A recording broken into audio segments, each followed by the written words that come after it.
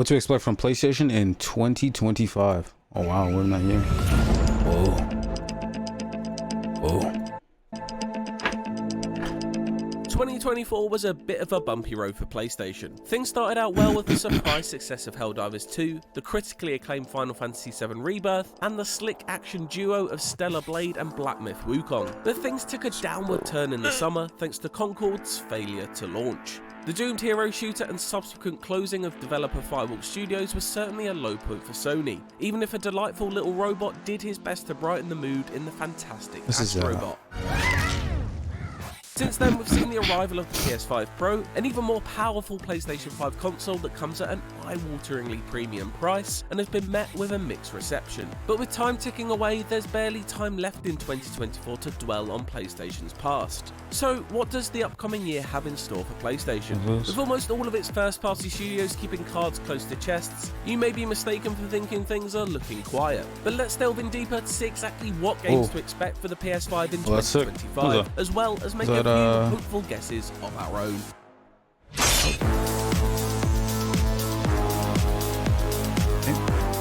Firstly, let's look at what's scheduled to come from those all-important PlayStation studios. Sucker Punch's Ghost of Yotai is certainly looking like the headline attraction, and it's coming to PS5 in 2025. The sequel to 2020's open-world samurai adventure Ghost of Tsushima is set to be a stunner as we're introduced to both a new hero and northern Japanese location. Let's hope for some gameplay trailers early next year or in the summer ahead of a winter release. There's also Fair Games, the debut game from Haven Studios. It's a multiplayer heist shooter, and so it will certainly be fascinating to see what lessons PlayStation has learned from the live service disaster of Concord. First revealed in 2023, we're yet to see any gameplay, but hopefully that doesn't mean it won't hit its target of a 2025 release date. And those are the only PlayStation Studios games we currently know are slated for a 2025 release. And with no actual dates locked in yet, we can barely plot out what to expect in each part of the year. But that isn't to say there won't be more big games coming to PS5, and we can certainly theorise at what else we might see from some of Sony's first-party stable. We know that Naughty Dog's next adventure will take us to the stars in Intergalactic: The Heretic Prophet. We don't expect to be playing this in 2025 though, but we'll happily eat up any more info Neil Druckmann and the team wants to share about it, especially if that includes some of that laser blade gameplay.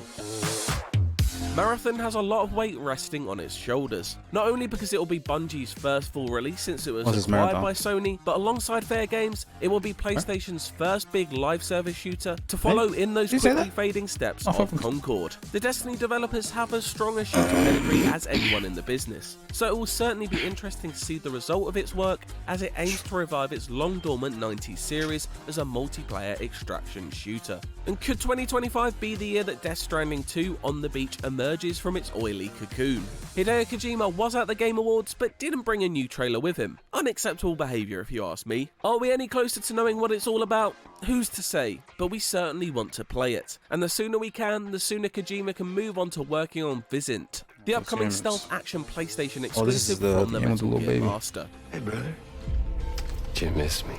As for third-party exclusives, there's a fair few to look forward to, especially if you're big into swords. Phantom Blade Zero looks set to be a flashy hack-and-slash action RPG from Chinese studio S-Game. A semi-open-world samurai bloodfest with Souls-like elements, it certainly doesn't look to be lacking in style. No release date has been given as yet, but let's hope for next year. Speaking of blades, Where Winds Meet is a PS5 console exclusive RPG set in ancient China. Taking place during the Ten Kingdoms era, you step into the shoes of a warrior who wields influence over warring dynasties, shaping history with the point of your sword, as well as mystical and magical abilities. Originally set for a 2024 release before being delayed to add even more content to its packed mammoth open world, it wouldn't be a shock to see it finally arrive within the next 12 months.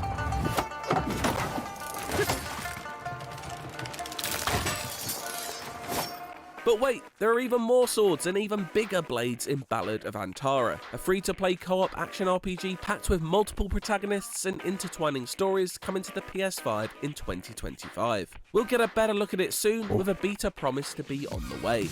Think we're done with swords? Think again. This next game even has one in the title, Sword of the Sea. You don't use this one to fight with though. Instead, you'll be plonking your feet on it and riding around at speed, Tony Hawk or Metaphor ReFantazio style. From Absu and the Pathless Studio giant Squid, the reveal trailer couldn't help but remind us of Journey, as a mysterious cloaked character hovers swords around vast desert ruins. Another relatively fresh announcement, having only been revealed at September's State of Play, The Midnight Walk is the next game from Lost in Random developer Moonhood Studios. An adventure handcrafted from clay, it's set to be one of the most visually striking games of 2025. Plus, it's even coming out on PSVR 2. At least someone is helping out that long-forgotten little guy. The last PS5 exclusive we're going to highlight is a game we wrote about exactly this time last year in our 2024 look ahead. Hopefully, 2025 will be the year we finally get to clumsily bumble our way through the world of baby steps. A PS5 console exclusive, the team up from the developers behind Getting Over It and Ape Out looks equal parts agonizing as it does hilarious.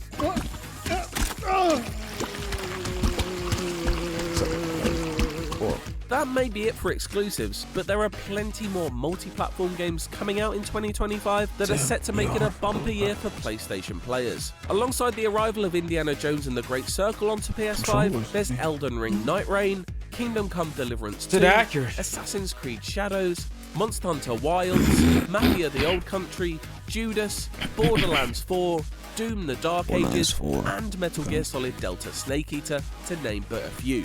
Oh, and a little game called Grand Theft Auto 6. Could Daddy, be good. yo, strap your boots up. Quitting get on vaping on your COD own and can like get... T-5. But with X Program, you can outsmart nicotine and increase your odds of quitting. Join X Program for free. Yeah, it's Who knows? Trust? Trust. Now for the fun part, the section where we get to cross our fingers and conjure up games that don't exist yet, but maybe will appear before our eyes in 2025. Insomniac has had a relatively quiet year, for a studio that puts out new releases with such regularity, that is. But understandable considering it continues to recover from the data breach suffered at the end of 2023. We know that Wolverine is in the works, but don't yet know exactly when it will be in our hands. And if rumours are to be believed, a Venom game is scheduled to arrive before it. While it may be unlikely that we'll be playing either of these superhero stories within the next 12 months, we might get a clearer picture of what is coming next from the Spidey studio. The same could be said for Santa Monica Studio. What's next for the God of War developer is a mystery, although we do know Cory Barlog, game director of 2018's God of War, moved on to helm a new project in 2021 after leaving Eric Williams to fill Ragnarok's director seat. Could we see what Barlog's game is in 2025? We'll make our own destiny.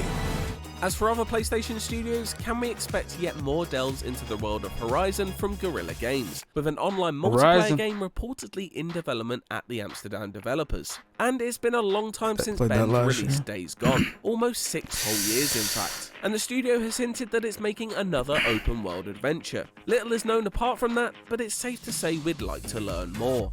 The truth is, we know very little about what is in the pipeline from many of Sony's first-party studios. So don't be surprised if the PS5 is in for another relatively quiet year in 2025. We'd be more than happy to be wrong about that though, and be pleasantly surprised by a flurry of reveals and releases. And finally, could Sony's interest in acquiring the massive Kadokawa company, which alongside a huge anime portfolio also owns From Software, finally result in a Bloodborne remaster or sequel? I know we said these are hopes and dreams, but don't be silly. In terms of hardware, Sony has been very busy over the past couple of years with the PSVR 2, PlayStation Portal and PS5 Pro all released to varying levels of success. As a result, we expect things to be quieter on the hardware front when it comes to 2025. However, it may be the year we finally see the PS5 Pro justify itself further as an expensive upgrade if games like Ghost of Yotai and GTA 6 start to push the base PlayStation 5 to its limit.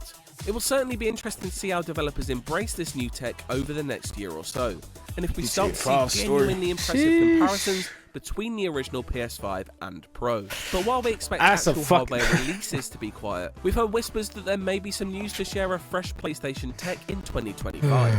Could we see Sony take another stab at the handheld market? Just stick some internal storage into the Portal. I have no qualifications when it comes to hardware engineering, but how hard can it be, lads? In all seriousness though, if recent reports are to be believed, then maybe we could actually see a successor to the PSP and PS Vita in the coming year, or at least an announcement of one. Let's be honest, it's all guesswork, isn't it? Got your own theories and hopes for what we'll see from PlayStation in 2025? Let us know in the comments below, as well as what you're most excited to play. And for everything else, stick with IGN. Stick with IGN.